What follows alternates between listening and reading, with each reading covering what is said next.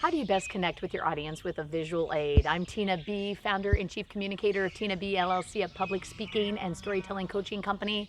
I protect audiences from boring speeches. Let's focus in on visual aids. So many presenters use them, but often inappropriately.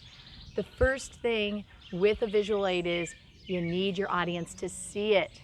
Now, I decided to put on a sign on the road. Now, would it be effective if it was this size and teeny tiny font? No.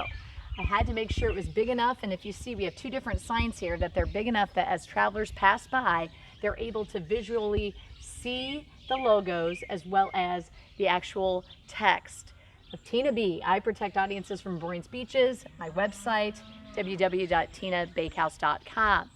Part of seeing it too is tuning into the font size, make sure it's big enough and that it's enough for them to read it, but don't clutter the communication on your slides, on your visual options. So less is more, and that's where logo, one phrase, website.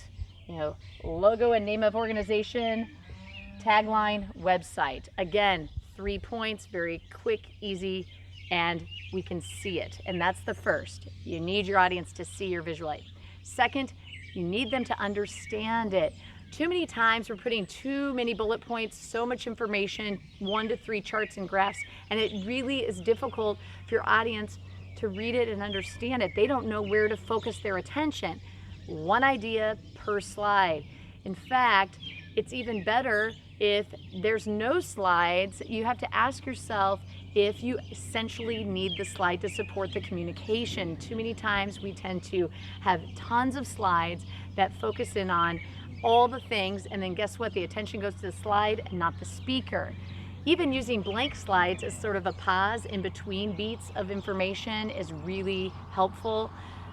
One idea per slide, one chart, make it big enough with good font, easy to see and focus in on.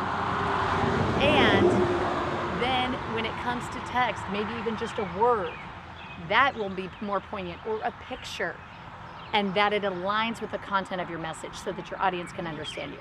Finally, and this is where visual aids are crucial, is that your audience needs to feel it. Choose a color palette that works for you and a style that works for you and your message.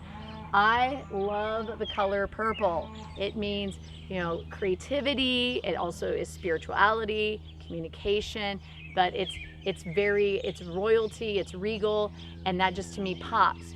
Now, I don't use that for all of my PowerPoint presentations. In fact, the most common used color is blue for professionalism, and it's calming. Think about the message. If you use red, that can be frustration, anger, passion. You don't want to be flashing that if you're a financial institution talking about money. Green is much more prosperity and a better choice.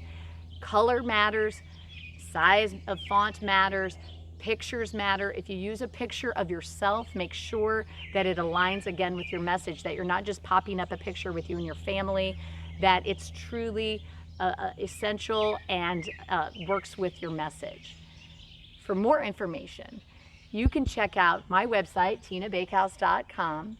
That's tinabakehouse.com. I also have a fun YouTube channel with Effective Communication with Tina B. That's Effective Communication with Tina B.